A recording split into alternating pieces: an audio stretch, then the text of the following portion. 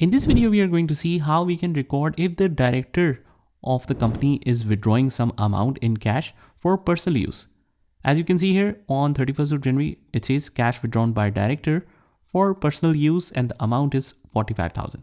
Since it is a non-trading activity which involves the cash, we'll just go to the banking section and click on journal entry. And let's record a simple journal entry here. Date is 31st of January. Reference number, we can put any reference number here.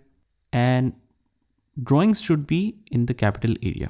So owner's draw 3930, that's the account that we want to use. Drawings to cash will be the entry because capital is now reduced and the cash is also reduced.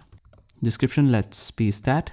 In debit, we put 45,000, press tab, go on the second line, and here we click on cash, select cash here. In credit, we write the same amount, 45,000. So basically the entry is drawings debit or capital is reduced and cash is credit, since the cash is also reduced because director has withdrawn it from the company. Just save it, and that's how you do it. Just try this by yourself and I will see you in the next one.